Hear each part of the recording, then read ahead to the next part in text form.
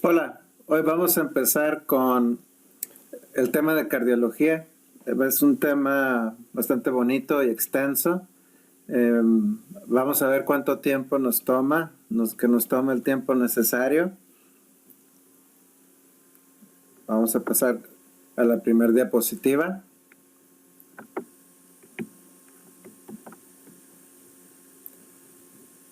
El primer tema que vamos a revisar es síndrome coronario agudo. Y les voy a decir cómo es el formato. Vamos a hablar primeramente de cómo sospechar que hay síndrome coronario agudo, luego algunos estudios que se pueden realizar para hacer el diagnóstico, vamos a revisar algo sobre el tratamiento y todos los temas van a tener este formato. Y al final vamos a revisar lo que dice la guía de práctica clínica del CENETEC. Y digo, a veces sí va a haber datos que difieren. Por lo general las guías están también basadas en guías internacionales y van a tener más o menos lo mismo. Entonces no hacemos repetición de lo mismo, nada más de datos que sobresalen. Y digo, como yo tengo el banco de preguntas, he visto cuál es la tendencia en cuanto al tipo de preguntas que hacen y más o menos eso es lo que extraí de las guías para que, de lo que yo creo que pudieran preguntarles sobre la guía. Obviamente que es bueno que si tienen tiempo, pues pueden revisar la guía si les queda algo un poco dudosa, algún dato, pero yo de todas maneras les estoy dando lo más importante que creo que pudieran preguntarles de la guía. Bueno, empezamos con el diagnóstico, ya lo estamos viendo aquí.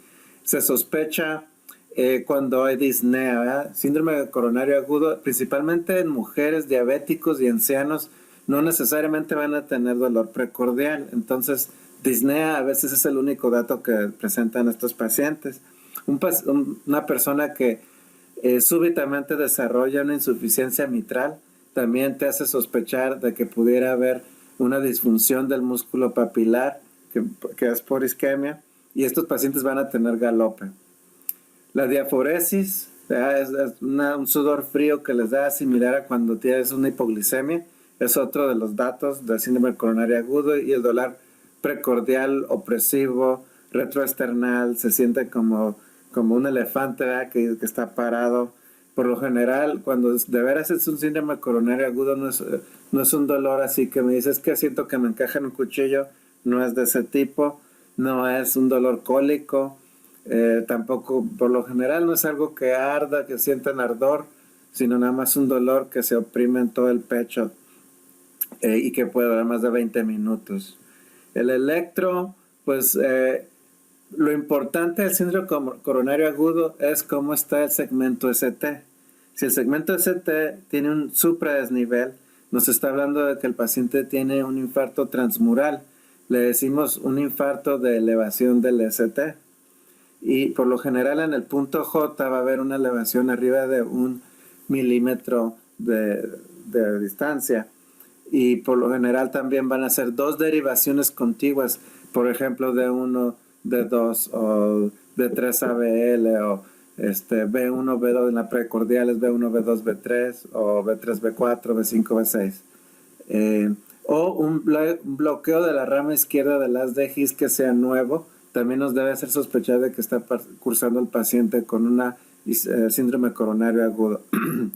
Ahora, si el ST en realidad es un infradesnivel del segmento ST, entonces lo que le decimos que es un subendocárdico. Ahora, ¿cuál es la diferencia entre la angina inestable y el infarto subendocárdico? Pues va a ser nada más la presencia de enzimas cardíacas positivas. Si el paciente tiene enzimas cardíacas, decimos que es un infarto subendocárdico. Y si es angina inestable, las enzimas están normales, pero si hay un infradesnivel. Y con síntomas, obviamente que el paciente tiene síntomas y la troponina negativa. Ahora, ¿por qué es importante dividir entre un transmural y un subendocárdico? Un infarto con elevación o sin elevación del ST, porque el tratamiento va a ser diferente.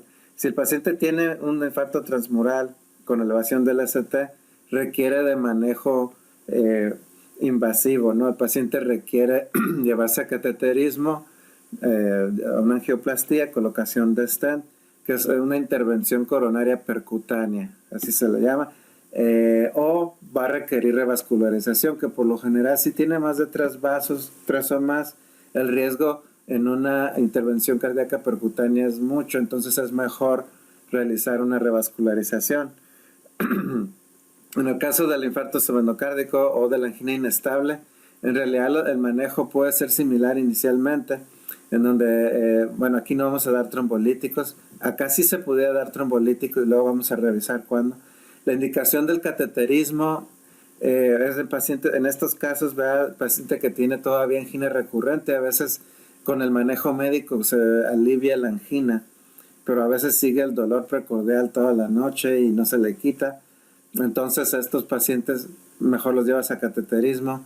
Si estaba normal la troponina y decía, bueno, era una angina inestable y luego se eleva, si estás viendo que hay datos de falla cardíaca, insuficiencia mitral aguda, que el paciente está presentando arritmias, son indicadores de que el paciente debe irse a una intervención cardíaca percutánea. Ahora, siempre descarta otras causas de dolor precordial. A veces el paciente puede tener pericarditis o puede tener un aneurisma, ¿verdad? Y el manejo, pues como sabrán, pues es totalmente distinto. Ahora, el tratamiento, ahorita estábamos diciendo, cateterismo, stent, con un infarto agudo al miocardio con elevación del segmento ST, cateterismo, stent, un nuevo bloqueo o un infarto posterior. El balón de contrapulsación se utiliza cuando el paciente tiene choque, insuficiencia mitral aguda, perforación del ventrículo y taquicardia ventricular persistente. Luego vamos a ver en qué caso está contraindicado el balón de contrapulsación, pero en estos casos, esta es una pregunta que pudieran hacer en el ENAM, ¿verdad? ¿Cuáles son las indicaciones de colocación de balón de contrapulsación? Excepto, ¿verdad? Estas sí son las indicaciones. Líquidos intravenosos principalmente se va a usar en el infarto derecho, en el izquierdo puede haber falla cardíaca y ahí están contraindicados, pero en este caso de infarto de ventrículo derecho tienden a tener hipotensión y de hecho si les das nitroglicerina se van a hipotensar más, ¿verdad? Entonces debe de evitarse y dar líquidos intravenosos para mantener la presión arterial. Ahora recuerda que siempre el cateterismo va a ser la primera elección para un infarto con elevación del ST y los trombolíticos solo se van a hacer si no está disponible el cateterismo o el traslado a tercer nivel va a prolongar más de 2 horas. Si el paciente va a tardar más de 2 horas en llegar a un lugar en donde se le va a poder hacer la intervención coronaria percutánea, entonces se dan los trombolíticos y los trombolíticos se van a dar en la primera media hora de que el paciente, porque tú ya sabes qué tan lejos estás de donde se pueden hacer los cateterismos y se puede hacer esa decisión rápidamente. Ahora, ¿qué medicamentos utilizas? Prácticamente esto se utiliza en todos los pacientes con síndrome coronario agudo con sus excepciones, ¿verdad? Como aquí lo van a ver. La aspirina o clopidogrel se debe utilizar, pero si el paciente se sospecha que probablemente va a ser revascularizado, entonces no sea clopidogrel porque se incrementa mucho riesgo de sangrado. Los betabloqueadores están indicados en todos los pacientes excepto si estamos sospechando que el paciente viene intoxicado con cocaína. Muchas veces les dicen un caso clínico en donde el paciente estuvo en una fiesta, joven, que a lo mejor hasta tiene antecedente de haber hecho alguna droga, y ahí te aguantas y no das el betabloqueador, das el resto del tratamiento. La nitroglicerina también en todos, excepto como mencionamos en el infarto de ventrículo derecho y que está hipotenso. La heparina también. La de bajo peso molecular está contraindicada en obesos y en falla renal, principalmente porque no se hicieron estudios con obesos y el cálculo no queda muy bien como calculamos normalmente de 1 miligramo por kilo. Aquí, en el caso de la falla renal, en estos dos casos se debe hacer una heparina no fraccionada, es la que se utiliza. Los antagonistas de la glucoproteína 2B y 3A se utilizan en pacientes que creemos que van a ser sometidos a angioplastía y que tienen un infarto al miocardio con elevación del ST. Los inhibidores de la enzima convertidora de la angiotensina, si hay alergia se da antagonistas del receptor de la angiotensina, estatinas. Este es más o menos el periodo en el que se tienen que dar. No significa que se tienen que dar inmediatamente, pero sí en las primeras 24 a 96 horas. El beta bloqueador selectivo también dentro de los 3 a 21 días. Ahora, esto no significa que no utilizaste un beta bloqueador cuando llegó el paciente. Muchas veces se utiliza metoprolol intravenoso, 3 dosis cada 5 minutos, si el paciente llega en cuadro agudo. Pero ya para dar el tratamiento oral, este es el rango que tienes para darlo. La prerenona, también si hay disfunción de miocárdica, también se puede utilizar. Y los trombolíticos. Ahora, pregunta que a veces hacen también en el ENAM, ¿en dónde están contraindicados los trombolíticos? Entonces, si hay antecedente de hemorragia, de infarto, disección de la aorta, úlcera activa, hipertensión arterial arriba de 180 a 110, que acaba de salir de una resucitación o está tomando cumarínicos, está contraindicado. El de los cumarínicos pudiera ser una relativa, pero lo demás sí son contraindicaciones absolutas de usar trombolíticos. Ahora, vamos a revisar unos casos. Aquí tenemos una mujer de 25 años con migrañas y dolor precordial. ¿Qué debes de pensar? Que tiene algún vasoespasmo coronario. Estos pacientes por lo general utilizan medicamentos, ¿verdad? Como la Imitrex, que producen vasoespasmos, son vasoconstrictores. Aquí tenemos un paciente masculino de 30 años con dolor precordial después de una fiesta. Era lo que habíamos dicho, que pienses en cocaína, no le des beta bloqueadores.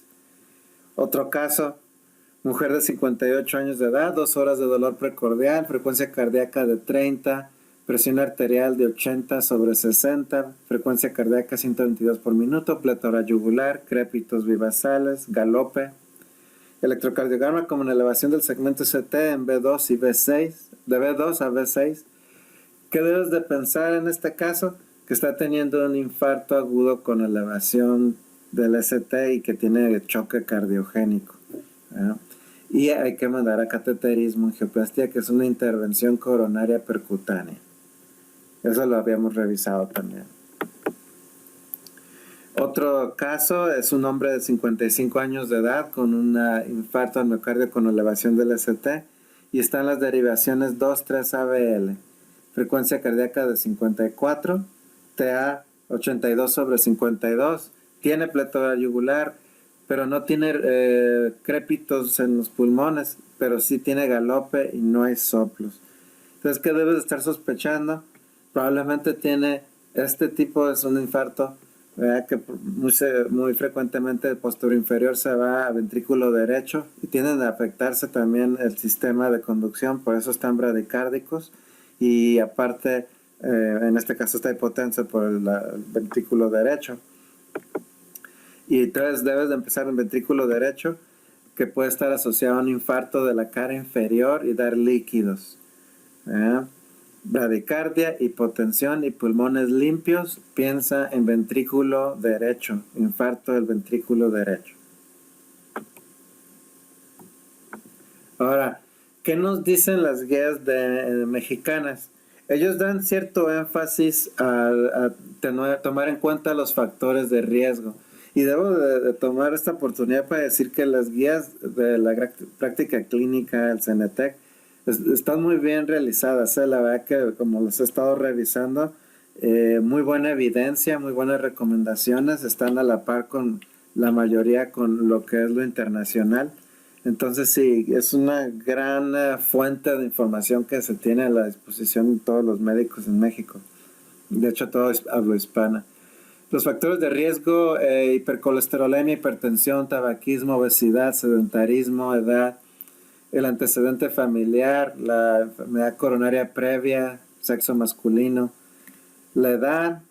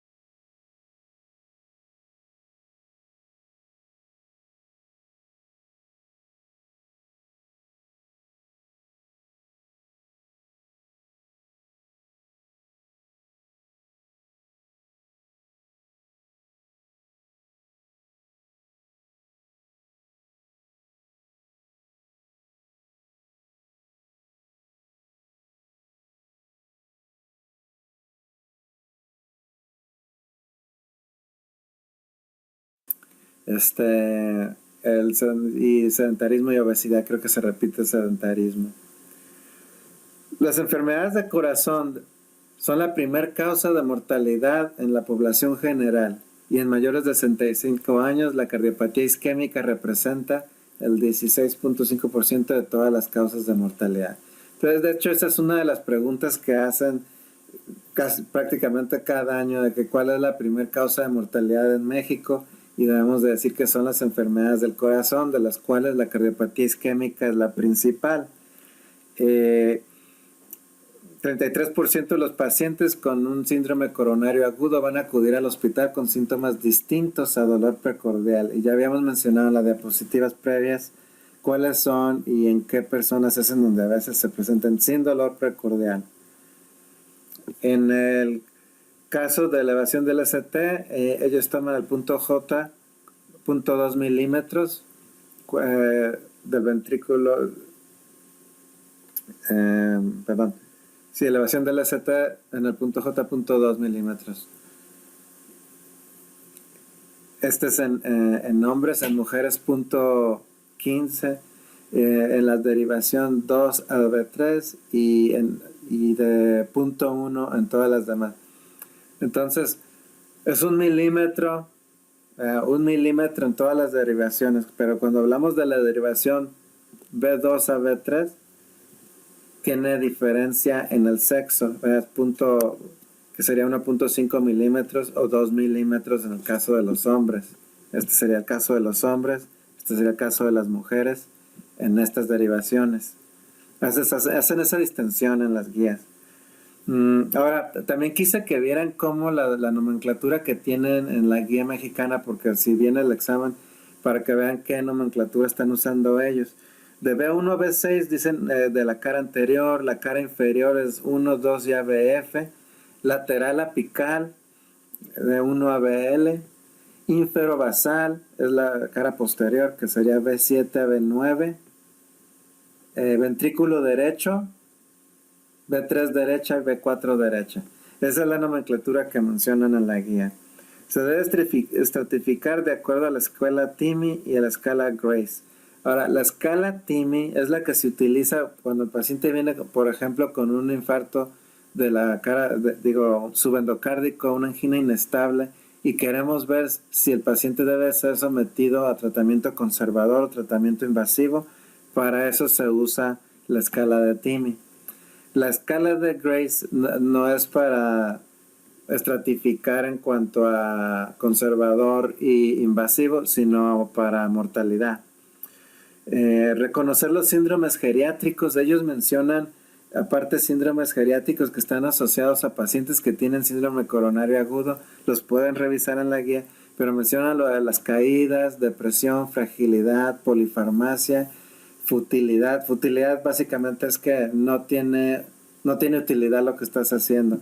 Y a veces estos síndromes ocurren en la población geriátrica que tiene síndrome coronario agudo. A ver, vamos a ver. Diagnóstico. Perdón. Ahora, vamos a hablar de angina estable. La angina estable tiene otro manejo, ¿verdad? Vas a sospechar que tiene el paciente una angina estable si tiene dolor retroesternal que está asociado al esfuerzo, que mejora con nitroglicerina, y como habíamos dicho, mujeres, ancianos y diabéticos puede haber pura disnea, que son equivalentes anginosos. Los factores de riesgo coronario pues van a tenerlos.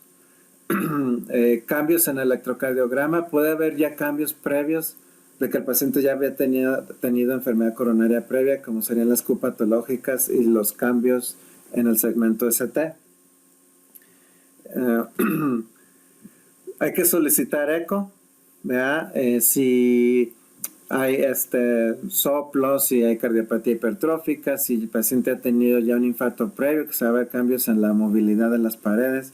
Básicamente, y principalmente si el electro está normal, hay que solicitar un eco. La prueba de esfuerzo básica, si el paciente es capaz de realizar ejercicio y que el electro era inicial, entonces, pero todavía tienes la sospecha, hay que hacer una prueba de electro básica, principalmente en hombres.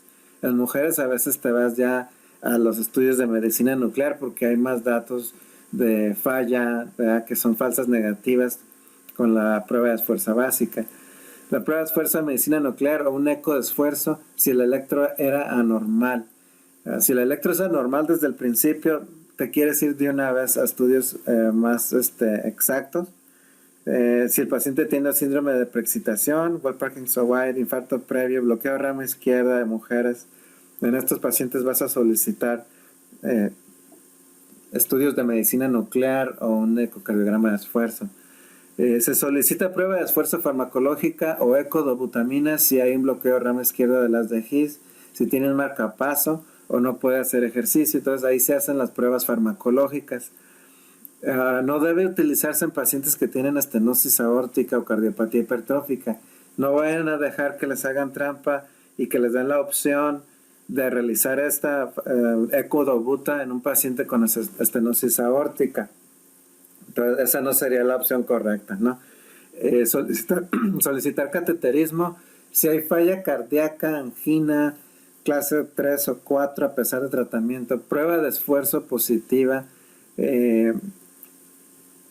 alta sospecha de enfermedad de 3 vasos o tronco de la principal coronaria izquierda, hay que hacer cateterismos. Si la medicina nuclear fue positiva, también cateterismos. Si hay incertidumbre en el diagnóstico a pesar de las pruebas no invasivas, o fue post-paro cardíaco o sospecha de espasmo coronario, o que también se elevó la troponina, todo eso son indicaciones de que se puede hacer un cateterismo cardíaco. El tratamiento de angina estable se va a manejar con betabloqueadores y la meta es de mantenerlos entre 55 y 60 por minuto. También se utilizan los nitratos de larga liberación prolongada, como el isosorbida de liberación prolongada. Y se trata de dar un descanso de 8 a 12 horas porque se saturan los receptores y deja de hacer efecto. Entonces se tiene que suspender para que otra vez se desaturen los receptores. Aspirina, obviamente, inhibidores de la ECA, las estatinas. Si el paciente no tolera betabloqueadores, de hecho tuve un paciente que no tolera bloqueadores esta semana y le tuvimos que dar del Tiazam. Entonces, esta es una indicación. Recuerda que los calcioantagonistas de acción rápida no son de elección para angina pectoris. A veces te pueden dar la opción de dar una nifedipina sublingual o de dar una nitroglicerina. Siempre vete por la nitroglicerina sublingual y no la nifedipina sublingual, porque la nitroglicerina es la que es de elección, ¿verdad? Y tiene el efecto venodilatador también. A ver, vamos a hablar de un caso. Es un masculino de 68 años que presenta con dolor quemante retroesternal, principalmente después del ejercicio. Su papá murió de infarto al miocardio a los 62 años. La exploración física es normal y el electrocardiograma es normal. Se está tratando él con aspirina, nitroglicerina sublingual, betabloqueador y se le va a solicitar una prueba de esfuerzo. El paciente acude a urgencias con el siguiente electro y el dolor precordial ya tenía 30 minutos. ¿Qué opción es la más correcta? Entonces, ¿qué se ve en el electrocardiograma? Aquí están las opciones. Tomando en cuenta el electrocardiograma, le harías cateterismo cardíaco, intervención cardíaca percutánea, le haces una prueba de esfuerzo de medicina nuclear, un ecocardiograma dobutamina, trombolisis con RTPA después de la heparina o trombolisis con streptokinasa de inmediato. ¿Verdad? Entonces, ¿qué se ve aquí? El paciente tiene un cuadro clínico muy sugestivo de una síndrome coronario agudo.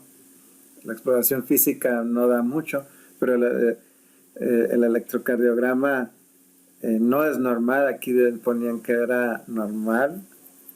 No es normal. ¿Verdad? Está mal ahí. Tiene supradesniveles. Tiene supradesniveles. Ya se ve todo, de veces un infarto anterior extenso, ¿no? Así se le dice, un infarto anterior extenso. ¿Cuál sería el manejo? Pues sí, hay que enviar a ese paciente inmediatamente a cateterismo cardíaco e intervención cardíaca percutánea. Ese es el manejo.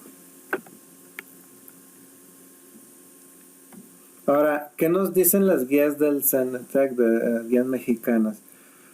Bueno, ellos nuevamente dan un énfasis en indagar sobre los factores de riesgo coronario cada 3 años en la población general.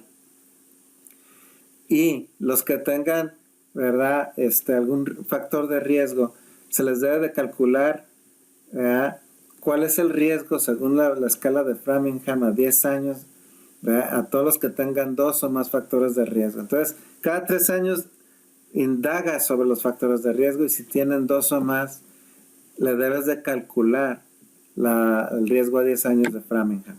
Esa es la guía. Intervención invasiva para controlar esos factores de riesgo, ¿verdad? Principalmente si es arriba del 20%. Sabemos que arriba del 10% ya es indicación de tratar al paciente con fármacos, pero va a ser muy intensivo si es arriba de 20 o que tengan aterosclerosis periférica, diabetes o nefropatía crónica. Ahora, la troponina es el mejor marcador, el diagnóstico diferencial del dolor precordial, ya habíamos mencionado que la disección aórtica y la tromboembolia pulmonar. Y hay que decir que la tromboembolia pulmonar nos ha tocado ver muchas veces que eleva ligeramente la troponina, pero no lleva un patrón como lo que es la elevación progresiva y decreción progresiva de los niveles de la troponina.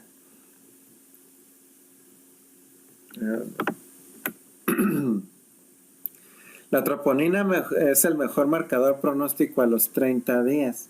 Se eleva a las 3 a 4 horas, máximo 8 a 12 horas y persiste por 14 días. Se debe repetir a las 6 a 12 horas a intervalos de cada 6 a 8 horas 3 veces. ¿Ya? Nosotros en el hospital normalmente es cada 6 horas, 3 veces. Es lo que hacemos. Y se solicita inmediatamente en estos pacientes desde que ingresan. Medir péptido natriurético tipo B es suplementario, lo mencionan también. Básicamente nos habla sobre la posibilidad de que también tiene falla cardíaca. No es tan exacto si el paciente tiene falla renal. Se debe estratificar el riesgo Grace, que calcula la mortalidad hospitalaria y a los 6 meses. Esa escala ahí la tienen en las guías, no la quise poner porque no creo que sea tanta relevancia que la vayan a preguntar. El TIMI también se utiliza para riesgo, o sea, para ver si va a ser un tratamiento conservador, un tratamiento invasivo.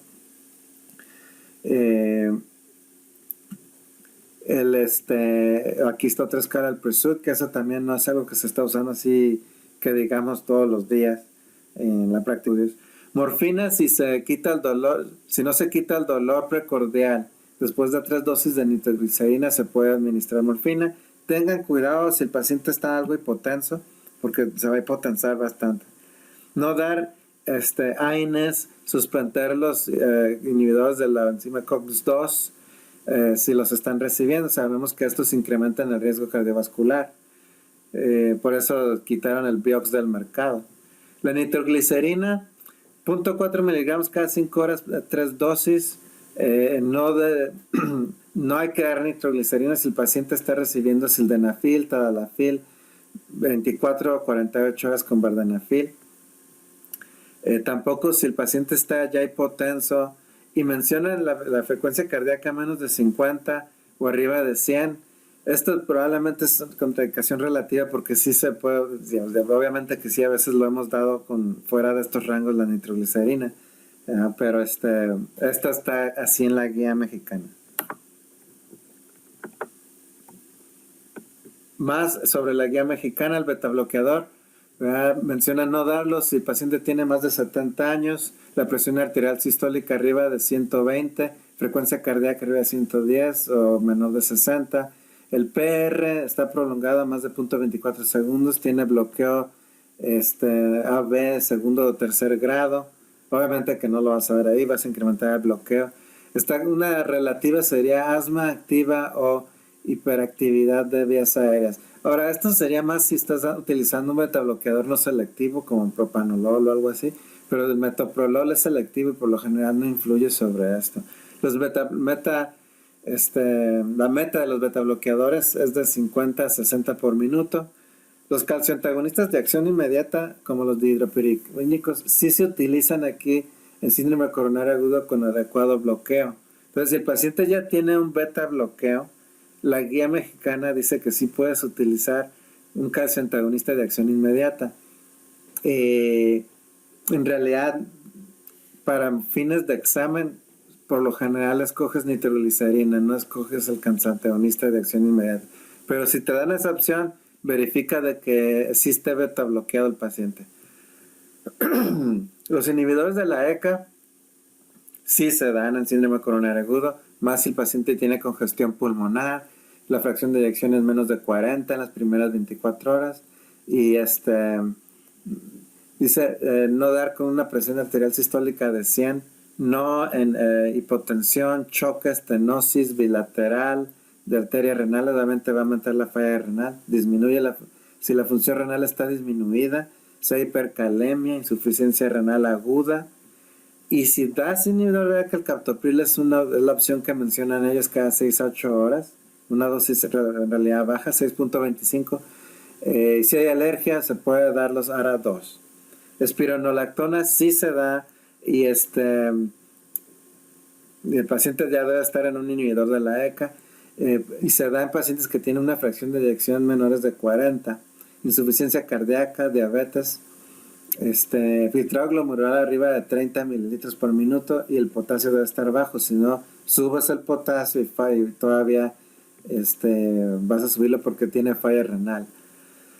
La aspirina o el clopidogrel sí se utiliza, el clopidogrel es cuando hay hipersensibilidad a la aspirina. Hay que agregar un H2 o inhibidor de la bomba de protones según sea necesario. El clopidogrel o el inhibidor de la glucoproteína 2B y 3A se debe realizar antes de realizar la intervención cardíaca percutánea o durante. Igual el prasugrel, que es un derivado también de antiagregante plaquetario. Continuar clopidogrel o prasugrel por 12 meses. ¿Ya? Eso es algo que casi sí lo tienden a preguntar en los exámenes, por cuánto tiempo tienes que dar. Si te dicen otro número que no es un año, probablemente dar eso es la mala opción porque debe ser los 12 meses. La dosis inicial, das una dosis de bolo, de 300 a 600, y luego ellos mencionan dar 150 por 6 días y ya después continuar 75 miligramos diarios, y sería por los 12 meses. La enoxaparina definitivamente se va a someter a una intervención coronaria percutánea. Y de segunda elección mencionan la bilalirudina y el fundaporinox. Ahora, cambiamos de tema. Ahora nos vamos a lo que es la insuficiencia cardíaca. El diagnóstico lo vas a sospechar. El paciente tiene disnea, fatiga, ortopnea y tos. Hay plétora yugular. El tercer y cuarto ruido van a estar presentes. Va a haber crépitos, hepatomegalia, ascitis, edema periférico, cardiomegalia, edema pulmonar, derrame pleural. Todos esos son datos que vas a encontrar en insuficiencia cardíaca. Y debes de solicitar el eco porque quieres ver si hay hipertrofia del ventrículo izquierdo y quieres ver cuál es la fracción de eyección, ¿verdad? Quieres buscar la falla cardíaca derecha. Pero si la fracción de eyección es arriba de 50, entonces lo que quieres ver es qué tan hipertrofiado está el ventrículo izquierdo, porque entonces es una falla izquierda pero no sistólica, sería una falla diastólica por un incremento en el llenado la presión del llenado del ventrículo izquierdo, ¿verdad? Ya habíamos mencionado, insuficiencia cardíaca izquierda, la fracción de eyección está menos de 50, la cardiopatía dilatada, debes de sospechar valvulopatía, búsqueda de anormalidades regionales de la movilidad cardíaca. Todos esos son datos que te va a dar el ecocardiograma. Ahora, si te ponen como opción solicitar biopsias miocárdicas, por lo general esa no es opción en una falla cardíaca común. No andamos solicitando biopsias miocárdicas, pero si el caso por algún motivo te da a pensar de que el paciente tiene una hemocromatosis, sarcoidosis o amiloidosis, puede que sí sea necesario hacer una biopsia miocárdica. El péptido cerebral natriurético, ese se utiliza para poder excluir, ¿verdad?, falla cardíaca. Si tiene un nivel menos de 50, prácticamente excluye la presencia de una insuficiencia cardíaca, pero no es diagnóstica porque sí puede estar elevada cuando hay falla cardíaca. Hay gente que tiene siempre como una elevación crónica de este péptido, del BNP, el BNP, y no es diagnóstica, el paciente en realidad no tiene falla cardíaca. Entonces, sí te sirve para el seguimiento, ¿verdad? Porque sí, cuando das tratamiento tiende a disminuir, pero ya tienes un nivel basal y ya lo estás comparando con el tratamiento. Ahora el tratamiento, pues los inhibidores de la ECA, ¿verdad?, porque mejoran la mortalidad. Y en pacientes que no toleran los inhibidores de la ECA, sí está indicado usar hidralacina y nitratos porque también en estudios demostraron mejorar mortalidad, principalmente en la raza negra. Entonces, sí es un tratamiento que mejora la mortalidad, pero no tanto como lo harían los inhibidores de la ECA. El beta bloqueador no se debe dar si el paciente está en falla cardíaca descompensada, pero sí debe usarse de manera crónica.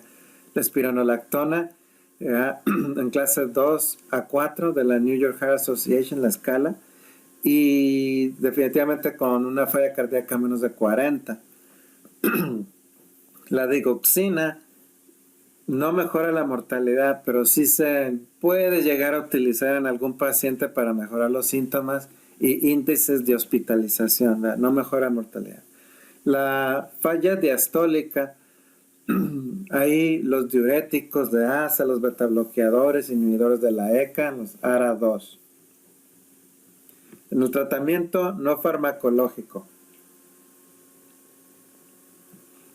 se utiliza el trasplante cardíaco y hay un índice que ponen aquí, que es el aporte de oxígeno, la VO2, es baja, menos de 14 mililitros por kilo por minuto. A lo mejor esto no se lo preguntan, o que sea menos del 50% de lo predicho para la edad. Estos dos criterios nos dicen que el gasto cardíaco está muy disminuido, que hay muy poco aporte de oxígeno a los tejidos, ¿verdad?, y isquemia, ¿no? Entonces esa es una indicación de trasplante cardíaco. A veces se utilizan marcapasos biventriculares, ¿verdad? Si el QRS está prolongado, Inclusive algunos pacientes que tienen trastorno del ritmo de la aurícula izquierda, como te puede proporcionar 20 a 30% del gasto cardíaco, también es atribuido a la aurícula. A veces es necesario sincronizar mejor los ventrículos. Obviamente que el oxígeno, desfibriladores implantados, si la fracción de eyección ya está abajo de 30, es indicación de que tengan un cardioverter, que le dicen, un desfibrilador implantado. Antes indicaban anticoagulación, ¿verdad? Ahora no está indicada necesariamente si la fracción de eyección está baja. Un caso es una mujer de 63 años con insuficiencia cardíaca que está tomando lisinopril 5 miligramos, furosemide 80 miligramos. Ha notado un incremento en la ortopnea, frecuencia cardíaca de 105, presión arterial de 142/70. ¿Y cuál sería el siguiente paso? Aquí pues se los doy, ¿verdad? La respuesta es incrementar el lisinopril. Y si sigue estable, agregar el beta bloqueador. Básicamente es un paciente con insuficiencia cardíaca en el que está indicado que estén en un inhibidor de la ECA y está indicado que está en un beta bloqueador. Como tiene la presión alta, hay que maximizar el lisinopril inicialmente y luego agregar el beta bloqueador. Casi hay una regla por ahí, ¿verdad?, que dice que no modifiques 2 medicamentos a la vez. Entonces, si vas a incrementar el lisinopril, pues no agregues aparte el beta bloqueador, porque a veces si hay algún efecto secundario, no sabes qué fue lo que te dio el efecto secundario. Entonces, haz una modificación farmacológica, valórala y luego después haces la otra modificación farmacológica. Ahora, ¿qué nos dice la guía mexicana sobre la insuficiencia cardíaca? Bueno, dice que 2/3 de los casos son debido a cardiopatía isquémica. El otro tercio es debido a una cardiopatía hipertensiva, valvular reumática, tiroidea, alcohólica o miocarditis. Hay que pensar en síntomas atípicos, ¿verdad?, como sería aumento de peso, confusión, depresión, sibilancias, pérdida de peso, en casos avanzados hay pérdida de peso, signos de reflujo hepatoyugular. Entonces, esos son datos atípicos, ¿verdad? Normalmente pensamos en la disnea, pero hay otras cosas. El síntoma más sensible es la disnea, pero nada más alcanza 66%. Ahora, los signos que tienen más sensibilidad y especificidad sería la ortopnea, que es 81% específico, la presencia del tercer ruido, 95% específico, y la taquicardia, un 99% específico. No son necesariamente sensibles, pero sí son muy específicos. La clasificación, ellos mencionan, ¿verdad?, que clasifiques al paciente según el American Heart Association en etapa A, B, C y D. Y básicamente es los pacientes que no tienen un daño estructural en el corazón y que sí tienen daño estructural al corazón, asintomático, sin daño estructural. Este sería el sintomático con daño estructural asintomático y el asintomático con daño estructural. Hay que solicitar laboratorio, no olvidar que a veces pacientes pueden estar descompensados por otras razones. Hay que pedir la TSH, más en los ancianos, a veces pueden tener falla cardíaca y es un hipertiroidismo. Fibrilación auricular, si tienen la fibrilación, qué causas pueden estar ocasionando. Para seguimiento del paciente, si les preguntan cuál es la máxima utilidad, serían 2 utilidades principales del péptido natriurético, que sería la exclusión del diagnóstico si está bajo el nivel, o como seguimiento para pacientes que ya estamos bajo tratamiento. Ahora, el tratamiento parte de es restringir los líquidos de 1.5 a 2 litros al día, y mencionan unos fármacos que se deben de evitar, que serían los inhibidores de los AINES, antiarrítmicos clase 1, casi antagonistas, dihidropiridinas de acción corta, tricíclicos, corticoides, litio y pioglitazona. Ahora, pasamos a otro tema. Ahora sería la cardiopatía dilatada. Y aquí pueden ver en esta imagen el gran tamaño del ventrículo izquierdo, de la aurícula izquierda. Este es el lado derecho. Está totalmente dilatado. Dilatación de las 4 cámaras, reducción de la fracción de eyección, hay antecedentes de hipertensión, enfermedad coronaria valvular. Hay otras cardiopatías dilatadas, ¿verdad?, que sí nos toca ver en la práctica clínica, que es periparto, infecciones, por lo general van a ser virales, tiroidopatía, Coxsackie es una de ellas, tiroidopatía, toxinas, alcohol, doxorubicina, antineoplásico, y trastuzumab, que también es un antineoplásico. Ahora, recuerda que la cardiopatía periparto ocurre del tercer trimestre hasta 6 meses después del parto. O sea que a veces la paciente ya tuvo su niño, ya pasaron un par de meses y empieza a tener los síntomas y todavía puede ser una cardiopatía dilatada por periparto, posparto. Y si ya le pasó una vez, puede volver a pasarle otra vez y muchas veces no se recuperan del todo, entonces puede ser fatal para la madre. El tratamiento, no se dejen engañar si les ponen cosas raras. El tratamiento para la cardiopatía dilatada va a ser el mismo tratamiento que lo que se utiliza para cualquier insuficiencia cardíaca, ¿no?, que serían los inhibidores de ECA, los betabloqueadores y los diuréticos. Vamos a ver de un caso. Aquí tenemos una mujer de 30 años de edad con antecedente de cardiopatía periparto hace un año. Es valorada en una visita de medicina de rutina de la fracción de eyección como que mejoró un poquito, pero está en el límite, ¿no? Está 52%. Está asintomática y no está tomando ningún medicamento y le gustaría embarazarse. ¿Ustedes qué le aconsejarían? ¿Qué le aconsejarían a ella? Pues la respuesta es aconsejar que debe de evitar el embarazo. Embarazarse en este paciente sería muy riesgoso. Entonces ese es el consejo. No significa que les vayan a hacer caso, ¿verdad? A veces la gente de todas maneras hace lo que quiere, pero ese sería lo que ustedes deben aconsejar. Ahora aquí está otro caso. Este es un paciente, hombre de 36 años de edad, fumador, una cajetilla diaria de cigarros, toma 6 cervezas diarias, no tiene antecedentes patológicos, acude por disnea, articulación física completa yugular, choque de la punta desviado, hay ruidos cardíacos distantes, soplos holosistólicos 2 de 6, edema periférico, hepatomegalia dolorosa. ¿Cuál es el diagnóstico y el tratamiento? Pues estamos en el tema, ¿no? Pues tiene una cardiopatía dilatada, pero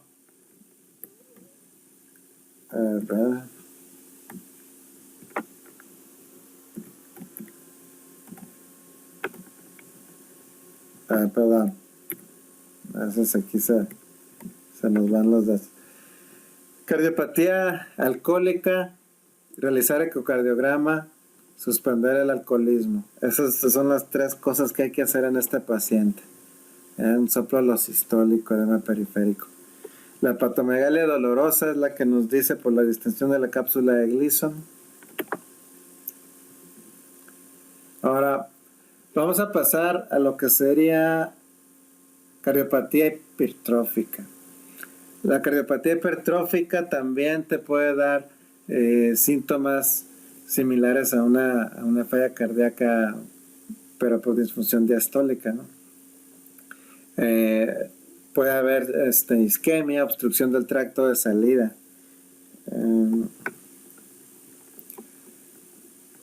Esto es algo muy importante, la obstrucción del tracto de salida. Ahorita lo vamos a ver.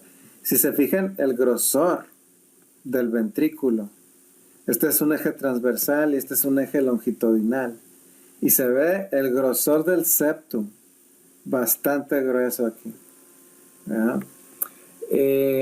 Estos pacientes por el hecho de tener esto de la obstrucción del tracto de salida, pueden llegar hasta presentar síncope, dolor precordial y muerte súbita, por arritmia de muerte súbita. El ventrículo izquierdo está hipertrofiado, en el electrocardiograma, y se va a ver que hay sobrecarga y pudiera verse la presencia de Q patológicas, y no necesariamente porque ha tenido un infarto. Y el Holter nos ayuda a estratificar el riesgo, porque si en el Holter se ve que ya hay arritmias, entonces nos dice que el paciente es de alto riesgo, más riesgo que alguien que tiene un ritmo sinusal constante. Ahora, en el ecocardiograma nos va a ayudar a documentar la presencia de hipertrofia del ventrículo izquierdo, el grosor del ventrículo y la función. También nos ayuda a valorar la función valvular. Y vamos a realizar un ecocardiograma a todos los familiares directos de un paciente que tiene una miocardiopatía hipertrófica. Entonces, esa es una recomendación que muchas veces viene en los exámenes. Hay que hacerle eco a toda la familia directa. Clínicamente puede parecerse a una estenosis aórtica por la obstrucción del tracto de salida, ¿verdad? Y se puede diferenciar porque en la cardiopatía hipertrófica no hay soplo de eyección. La maniobra de Valsalva incrementa el soplo y la posición sedente disminuye el soplo. No hay soplo carotidio. Entonces, a diferencia de una estenosis aórtica, en donde aquí disminuiría el soplo, en la posición sedente aumenta el soplo, y sí hay soplo carotidio en la estenosis aórtica. Entonces, síntomas similares, pero hay maniobras físicas que nos ayudan a diferenciarlo. Ahora, el tratamiento de la miocardiopatía hipertrófica puede ser farmacológico y no farmacológico. En el no farmacológico, la cirugía o la ablación septal, si el gradiente en el tracto de salida es arriba de 50 milímetros de mercurio, o que los síntomas están presentes a pesar del paciente estar en tratamiento. Marcapaso biventricular como una alternativa a pacientes que no pueden ser sometidos a cirugía. Desfibrilador o cardioverten en pacientes que tienen alto riesgo de muerte súbita, y eso lo habíamos valorado parcialmente con la realización del Holter. Ahora, ¿quién tiene riesgo de muerte súbita? Aparte, pues sería que ya tengan antecedente familiar, y sí, muchas veces te dicen que varios familiares ya fallecieron con muerte súbita, que tuvo síncope, que tuvo una taquicardia ventricular, fibrilación ventricular, alto gradiente en el tracto de salida y un grosor de la pared arriba de 20 milímetros, edad menos de 30 años y que tenga un genotipo maligno, o sea que es algo genético. Ahora, el tratamiento farmacológico. Estos pacientes hay que dar digoxina. ¿Y por qué? Porque va a incrementar la contractilidad y eso disminuye el flujo a través del tracto de salida. Entonces va a incrementar los síntomas. El inhibidor de la ECA o el vasodilatador sí está indicado, a menos que exista disfunción sistólica. Tampoco está indicado a menos de que exista disfunción sistólica. Porque estos son para disfunción sistólica. Evitar diuréticos porque van a disminuir el volumen intravascular y también aumentan la obstrucción a nivel del tracto de salida. No se recomienda que estos pacientes hagan ejercicio extremo. Muchas veces ahí es cuando se les dice que no van a poder hacer ejercicio. Y principalmente para un atleta puede ser muy devastador que le haga este diagnóstico, porque ahí quedó su carrera de atletismo, ¿no? Hay que dar profilaxis antibiótica y hay que dar consejo genético.